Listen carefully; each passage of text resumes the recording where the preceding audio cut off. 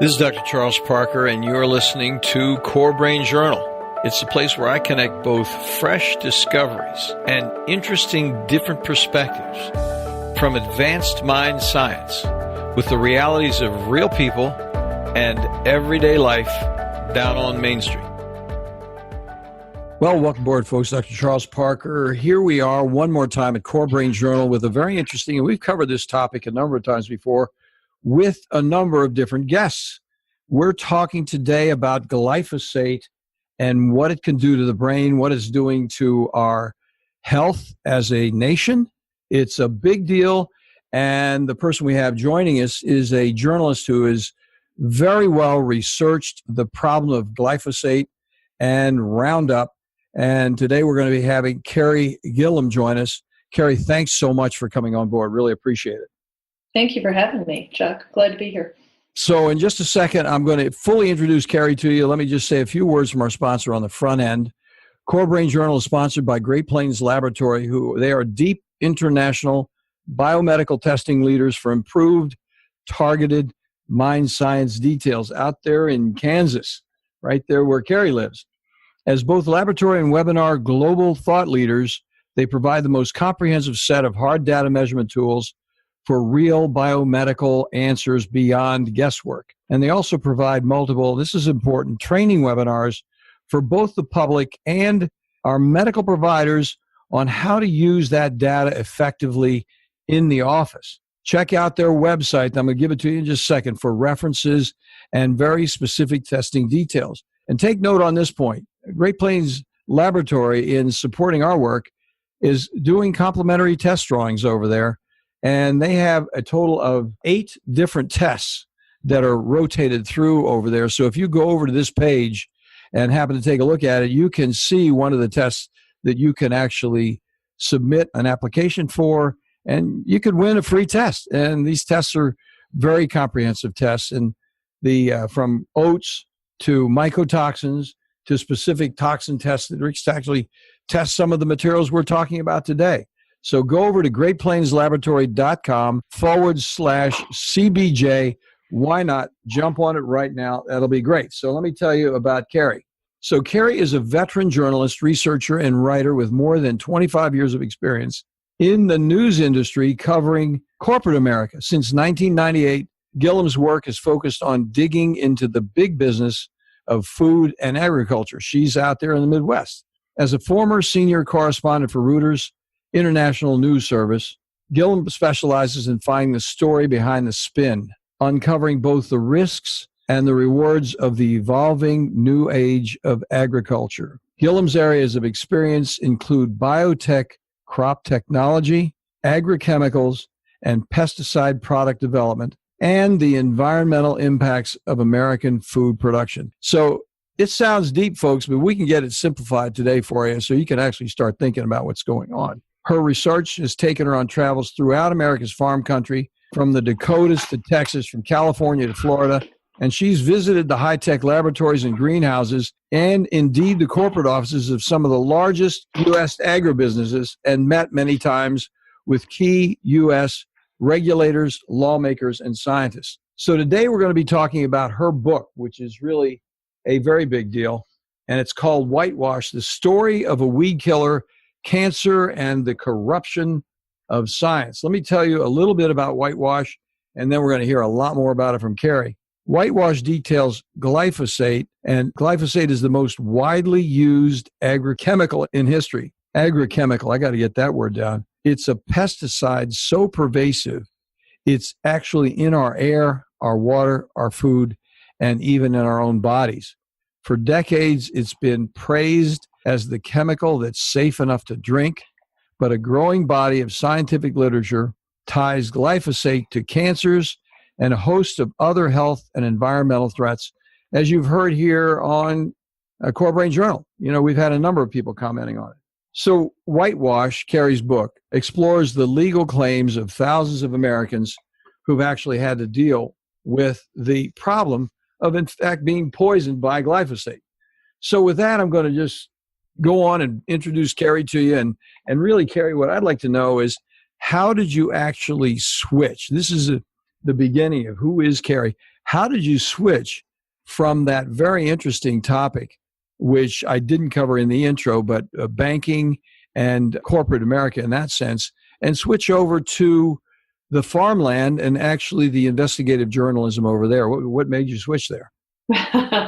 Well, that's an easy question. I was actually assigned to do it. You're right. I was a banking reporter. I really enjoyed that. You're meeting with some powerful people and you're in suits and ties and high heels and sitting down for meetings in luxurious offices oftentimes and chasing data. I loved the job and loved the beat. And when Reuters said, hey, we want you to move to Kansas City and write about food and farming and agriculture, I thought, well, that really doesn't sound very interesting. But I decided to make the move and started digging in and learning everything I could, of course, and doing what reporters do, finding the facts, talking to people, reading the data, and doing the research. And came to believe and realize, and still do believe, of course, that farming and agriculture is our single most important industry. We all eat. We all need food to sustain our lives. Mm-hmm. And so to me, this is a critically important industry, and the seeds and chemicals that are used to grow our food are critically important things that we all need to know about. We need to have truth and transparency around the risks as well as the rewards associated with this. Well, Carey, one of the things I couldn't agree with you more, one of the things I find so commonplace in talking with people, even in talking with experts that we've interviewed, the language is so different for people. So it's sort of like the language of neuroscience is like, wow, that's too deep. Don't bother me with it. Just give me the pill and I'm going to go on home. And yet, when you start talking about things like GMO and its relationship with glyphosate, I hope that we can really spend a moment or two just breaking this down with you, because part of what we do here at CoreBrain Journal is really introduce the language and stimulate the curiosity about how these things actually connect. But exactly what you were talking about, the lives we live every day, the food that we eat. And so could you tell us a little bit about that, if you don't mind? Because it's a little bit of a deep dive, but if you could hook those two concepts together. GMO is all over the place. We talk about it all the time. But what in the heck, how does GMO hook up with glyphosate? Sure. No, thanks for asking. That's an important point to make clear. So in the 1990s, when I was assigned to start covering this industry, that was the time period in which these genetically engineered crops were introduced to the world. Monsanto brought really our first mainstream genetically engineered crop, soybeans, to the farming community and rolled it out. And GMO crops now are planted widely throughout the United States. More than 90% of our corn and soybeans are genetically engineered. We have genetically engineered cotton and alfalfa and sugar beets and cotton. There's genetically engineered papaya. We have some new types of genetically engineered apples. So they've really become sort of a mainstay in our food supply. But in the beginning and to this day, the main trait, the main genetically engineered trait that is planted is not anything that benefits consumers. It's not a trait that makes plants more nutritious or makes them, more sustainable or yield better or grow better without adequate moisture or anything like that. The main trait is to allow the crops to be sprayed directly with weed killer. And that's why Monsanto introduced them. They had this weed killer called glyphosate that is the main ingredient in Roundup. Monsanto had introduced it in 1974, and it became a very profitable product for Monsanto, the most widely used weed killer in the world. And the patent on it was due to expire in the year 2000. And Monsanto was looking to keep a hold of that market, to continue to dominate that weed killer market. So when they developed these genetically engineered crops, Roundup ready crops designed to be sprayed with and used in conjunction with Roundup. And it was wildly successful. Farmers said, wow, I can now buy these special GMO seeds, and rather than, be very careful about how I kill weeds in my fields, I can just douse my whole field with Roundup and the weeds will die, but my soybeans will not, because they have been genetically engineered to tolerate this weed killer. And that was a fundamental change. It provoked a fundamental change in the way farmers grew their crops. And we saw farmers move away from crop rotation. We saw them move away from the use of cover crops. And we saw them use more and more and more glyphosate. Glyphosate weed killer use exploded from the 1990s until today, from about 40 million pounds a year on U.S. farmland to about 300 million pounds a year now on U.S. farmland. 300 million pounds. So it was a brilliant move by Monsanto. I mean, it really was. It wasn't so good for the rest of us because this widespread use of this weed killer has impacted the soil, the health of the soil, the health of the water supply, and has left residues throughout our food supply. So, of course, scientists are finding this weed killer in our urine, very prominently in human urine, because we're consuming it so regularly in our food and water. So, I mean, that's the connection between GMOs and pesticides. That's the predominant connection. And many people worry and have worried about the genetic trait itself and whether or not that incorporates any problems for health, any allergenicity issues. That is a level of concern. But my main concern has always been the pesticide use associated with these GMO crops. And at the risk of sounding too simplified and pedantic, I think this whole series of remarks that you just made are absolutely essential to the conversation, because I think that the American public does not hook up GMO with anything. I don't think they have an idea what it is.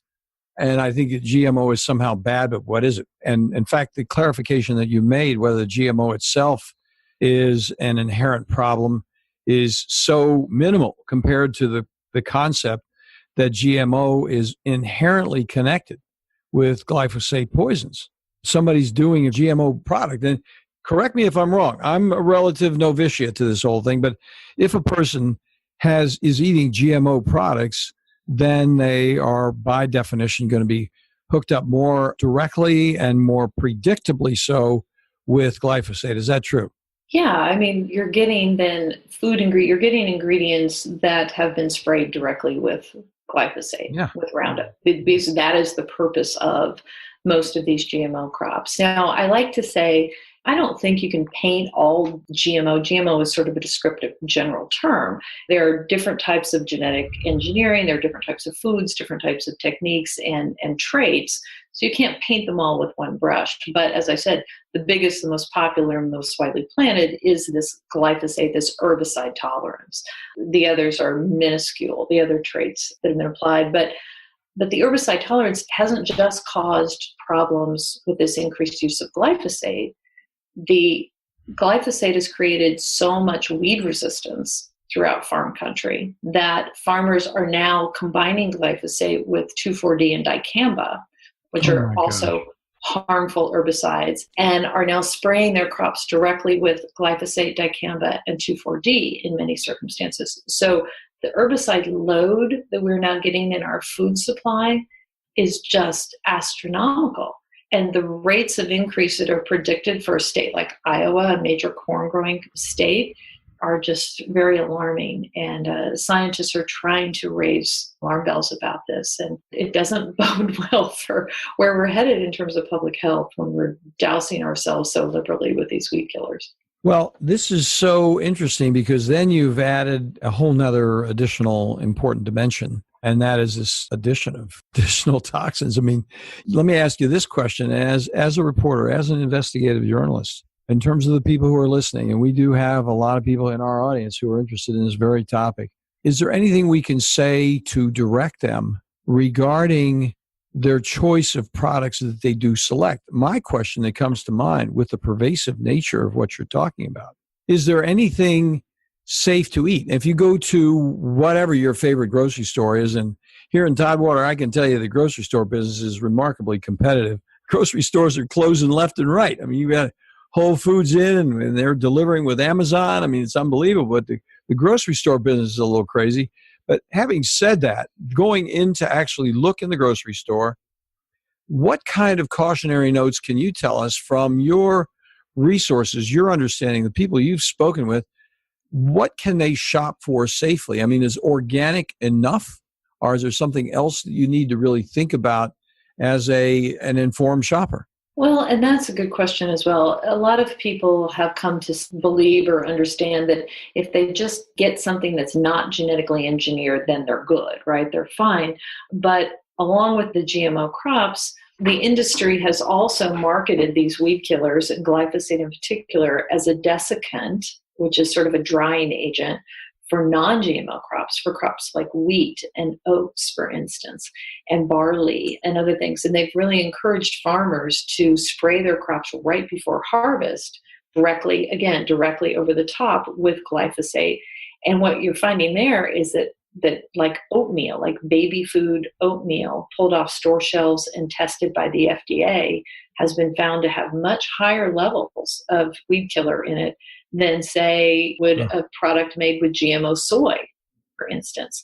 So even a non-GMO product like an oatmeal or honey, we found glyphosate in even organic honey. But that said, to answer your question, I mean, organic probably really is the only best answer if you just don't want to have to think about it too much. Because, of course, synthetic pesticides are largely banned from use in the production of organic foods. But it doesn't mean it's pure. It doesn't mean that you're completely getting away from synthetic pesticide exposure, but it means you've reduced your risk. That's such an important clarification. And as a non-recovering oatmeal person, right. I can tell you caught my attention with that one because I'm thinking I'm okay, but I wasn't thinking about the desiccant aspect. What is the physiology on the desiccation process? They don't want the grain itself to have moisture in it when it's stored because it'd be more likely to mold and mildew? Mold or mildew or something. Yeah, I mean, you need your crop to essentially be dry before you're going to store it. And the farmers want their fields to be relatively even when they're harvesting, right? And fields might mature at different rates. So if you desiccate, and it's particularly used in more northern and cooler and wetter climates. So Canada, it's popular in Canada. It's more popular in areas like North Dakota in our spring wheat growing areas.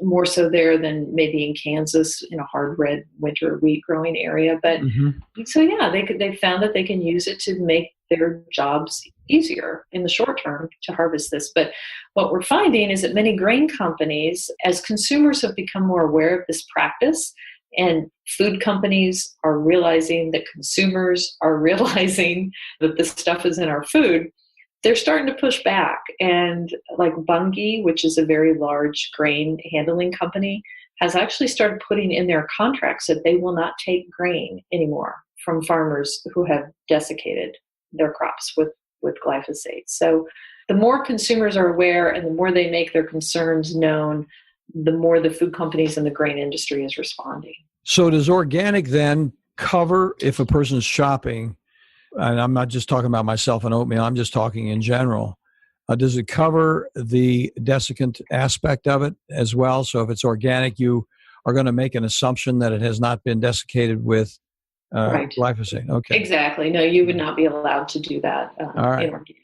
That is a very, very interesting point. I really appreciate you bringing it up. It's helpful to me personally. I mean, and you think about, because a lot of our public, the people we're talking to, recognize they have sensitivity and immunity issues with wheat and milk and these sort of things. So when you look at immunoglobulin G tested by Great Plains, by our friends at Great Plains, and we do IgG testing all the time on treatment failure. Well, if we're looking at IgG, what do we go down and look at what's there? Well, frequently a person will have a gluten sensitivity. And we think, okay, well, we can go over to oatmeal as a grain. And, that's what you're saying is oatmeal, yes, but let's be careful with this whole thing. So I'm going to ask you this question, and we're going to take a little break because I'm interested in this in terms of personalizing this a little bit, in terms of your own development as a investigative journalist. I'm going to ask you this question when we get back. I don't want to put you on the spot, but on the other hand, I think it's going to be kind of interesting just to hear it's not really going to put you on the spot. You'll give us a straight answer because you can't put an investigative journalist on the spot. I don't think it's possible. But the thing I'm going to ask you that I want to know about is when you felt perplexed, and one of the most perplexing times you felt when you were actually in the process of discovering, what do I do with this piece of information, and what was the context of that? Because from a human point of view, you're a deep person. You're deep, you're thoughtful, you're intelligent, you're looking at data. And yet even you, as deep as you are, could come into a situation that's like, oh my gosh, I cannot believe this. So when we come back, we're going to take a little break right now. And when we come back, I'd like to attempt to address that question, if you don't mind. Today, the world of mind science, psychiatry, and mental health is rapidly changing with innovative, comprehensive testing that takes both patients and practitioners into a new world of measured details with useful, understandable, and remarkably actionable plans. The key phrase here is cost-effective. Testing also introduces a key parallel word, predictability. Psychiatric treatment failure, especially after multiple medications and/or brief hospitalizations, arises directly from the complexity of measurable brain-body imbalances and impediments that explicitly interfere with medical outcomes and create costly difficulties with inadequately informed supplement and medication trials over time. Great Plains provides a leadership team of biomedical experts with advanced laboratory insights, approved nationally both by the FDA and CLIA laboratory certifications, and is available internationally for both public and medical professions. Great Plains Laboratory is the primary laboratory we've used at CoreSite for years, with excellent customer service for both patients and medical colleagues. They are on the spot. They get it every time. In addition, they provide exemplary training modules, which are webinars and conferences, in an effort to broaden practice perspectives wherever you live. Do follow up on one of these complimentary test offers today at http://greatplainslaboratory.com/CBJ. Yeah, that's CoreBrain Journal CBJ. Well, welcome back, folks. We're with Carey Gillam, the author of Whitewash, the story of a weed killer, cancer, and the corruption of science, which is a key thing. Here at CoreBrain Journal, we're interested in the science. We're trying to introduce science into the whole evolution of neuroscientific development, how we actually take care of the human mind. And this conversation is absolutely germane to that point.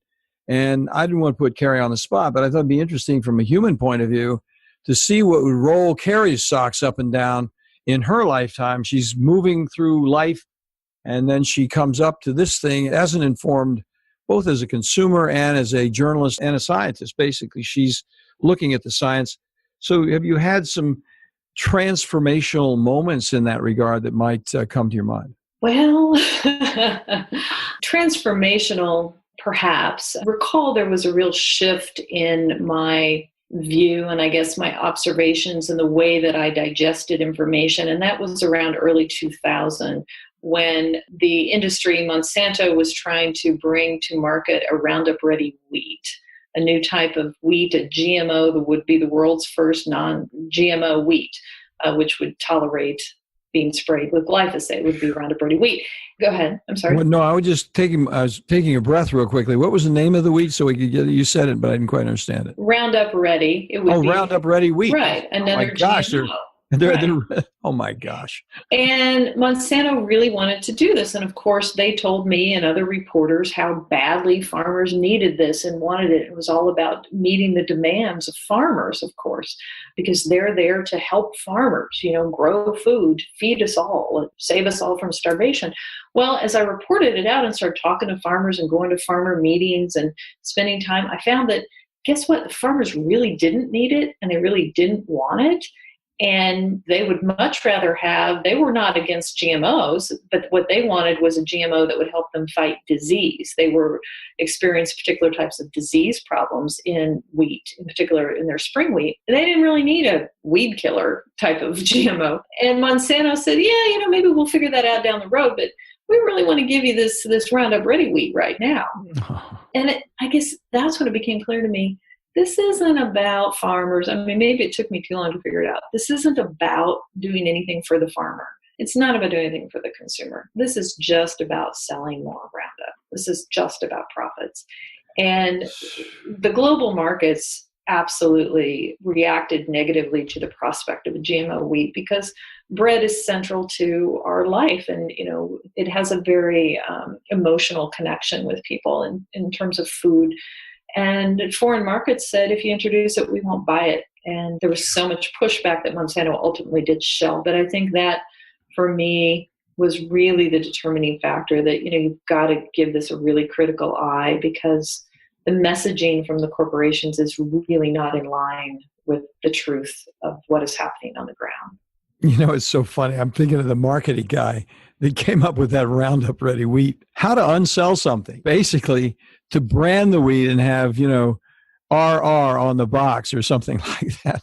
Right. To actually get the name out there and thinking that's somehow going to move it forward was such a limited view of what's actually going on. And it's sort of non-responsive. It's like the old 180 reverse degree advertising theory. You say what it isn't to try to actually sell it, instead of really talking about what it actually is. It's really kind of interesting. So that would have been a shock. That would have been an interesting shock. And it would have been, then that makes you a very bad person to them. I'm sure you got some more heat in that because that would have been, I would think from a journalistic point of view, so easy to take apart. Well, it was. And I often wonder, I like to, in my own little mind, take credit in part for that product being shelved, because I did report that very thoroughly, and I reported the opposition from foreign countries, and I spent a lot of time with farmers, and I really made it clear through the Reuters International News Network that what was going on here. And, Monsanto did come under enough pressure that it shelved it. But the other aha moment, or perhaps not transformation, I don't know how you want to describe it, was going through all of these documents that we've obtained, thousands and thousands of Freedom of Information documents and internal corporate documents from Monsanto that are laid out in my book. They really show such an extended and strategic deception, decades of deception. And for me, because as a journalist, you try to be balanced, you try to give everyone the benefit of the doubt, you try to rationalize different motivations. And so I really don't ever want to assign ill motive to any party that I'm covering, but jaw-dropping is really the only way to describe what you see in these internal documents, where deception is the name of the game. And I was testifying before European Parliament last October, and moments before I was about to speak with 6 other scientists next to me, and the title of my talk was Decades of Deception. And I thought, oh Lord, can I really say that? Can I really make that case and be truthful about it? And I went over the evidence in my mind. That is exactly what it is. It's exactly what it is. I'm the same way. You hesitate because you don't want to do harm to anyone. You're obviously a very thoughtful, deep, deliberate, and caring person. It comes across through your voice, your intent, and the way you're talking. And you really care about the whole thing. So the issue is, and you're also into accuracy. You don't want to be phlegmatic. You don't want to be emotional. You want to be just, hey, here are the facts. But on the other hand, if it is deception, it's deception. It's the same thing that happened with Rachel Carson in the Silent Spring. I mean, that was exactly what was going on. People were just saying completely inappropriate things, and it must have been difficult to take that stand. How did that presentation go for you? Well, they had invited the chairman of Monsanto to actually be next to me. They had invited 7 experts from around the world. They called them experts. The chairman of Monsanto declined to attend. Parliament was very unhappy with that. But in his place was the scientist named David Kirkland. And part of my presentation had a couple of slides showing the secretive relationship that he had with Monsanto. So he was very unhappy, and members of European Parliament were outraged and really went after him. And, it was interesting. Well, it's the same thing that was going on. You basically, if you're misrepresenting facts and you're manipulating reality, it's going to come down and sit on your head down the road. It's just absolutely going to happen.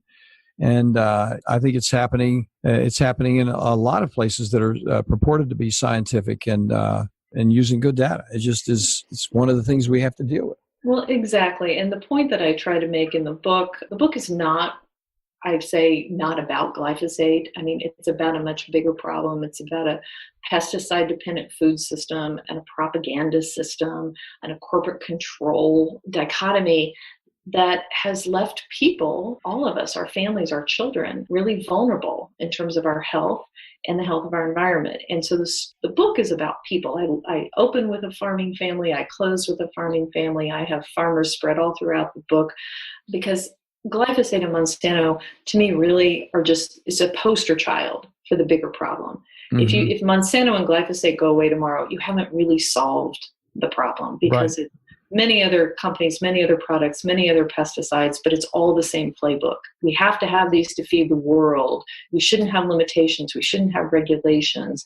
It's all about the next harvest and the next profit. And we consumers are just supposed to sit down and eat our food and not worry about it and not make any noise about it. And that's just not going to be sustainable in the long run. I mean, look at cancer rate.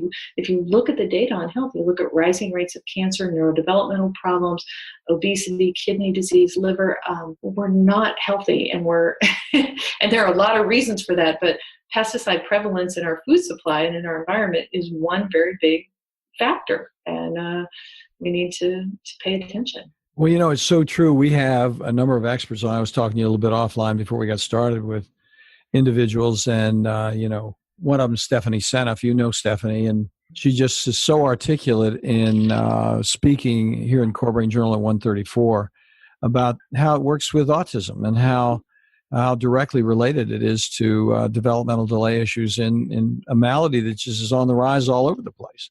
And people then say, well, and, we used to think it was a refrigerator mom. I mean, that was, putting a psychological twist on an underlying biologic problem that is really pervasively increasing because of these things that are not adequately addressed sufficiently and not corrected and not investigated like you have. So long distance high five to you and your kin out there doing a great job. I think it's groundbreaking. I would say in closing, we want to make sure we plug where they can get your book. I'm going to have the book link also on the show notes. If somebody's driving in the car right now, it'll be right there on the show notes.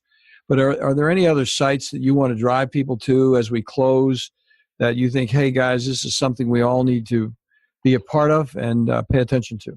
Other sites, not for my book, but other sites. I mean, yeah. U.S. Right to Know. I left Reuters at the end of 2015, and in 2016, both wrote my book and took a job as research director for this little nonprofit called U.S. Right to Know, which really just allows me to continue my research. My main job is to file Freedom of Information Act requests and to post all of these documents on the website where the public can access them very easily and for free and can search them. So the U.S. Right to Know website, we have a host of information on not just pesticide issues, but sugar and obesity, CDC, other things that relate to food and health. So we encourage people to go there and make use of our resources. That's very interesting. Now, this is one closing remark, and you know that we use Great Plains testing in our practice. You don't know this, but we use it in our practice. And yeah, they're a sponsor, but I would still appreciate, do you have anything if a person says, okay, let's get scientific about this. Carey, you've convinced me that I got to do something. Do you have any specific recommendations on testing? Like, hey, here's the way to find out what's going on. Right. Well, there are a number of places now that have started offering testing for your urine if you want to know if you have glyphosate in your urine, which you probably do.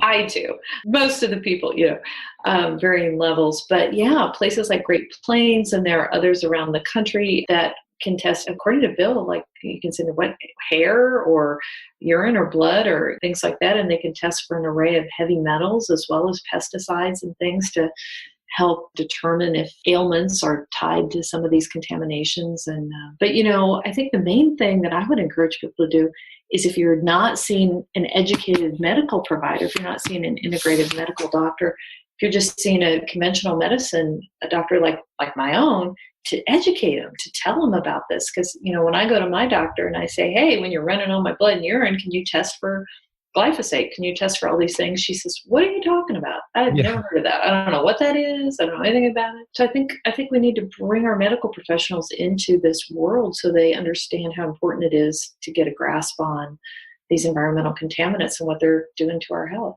It's not enough to just keep providing pills and popping pills. We need to start heading the stuff off before we get sick. Carey, I am so glad that you closed with that perspective, because I think it's an absolutely essential perspective. And I hope that everybody here that listens to this important program and listens to what we're doing here at CoreBrain Journal does share it with their medical providers, because what we do and what we're going to have in your show notes are peer-reviewed references that are codifying and breaking down the research that has been done, as opposed to living in the darkness. And the people who actually provide the care are considerably behind, in my opinion. And there's no fault. The science has caught up so fast from the days when I was trained.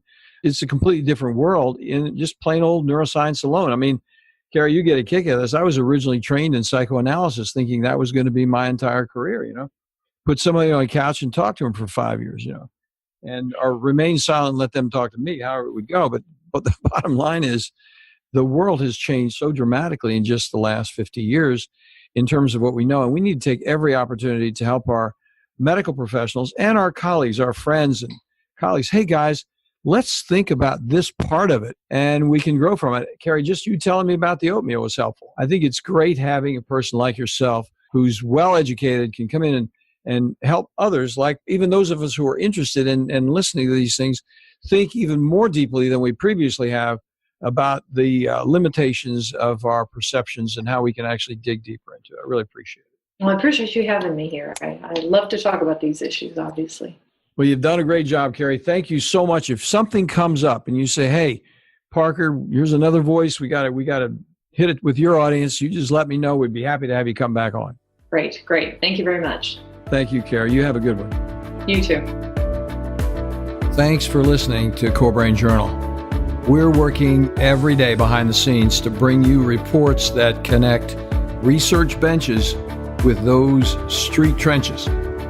Here we share the complexity of mind science because, as you know, details really do matter. One of the most pervasive, misunderstood challenges is how commonplace medications, like those written for ADHD, are used so regularly without clear guidelines. If you think you'd like more specifics, take a minute to download my 2-page PDF packed with video links and references on the absolute essentials of how to start ADHD medications. They're easily available at CoreBrainJournal.com/start. Thanks for listening. Do connect and stay tuned. Together we can make a difference.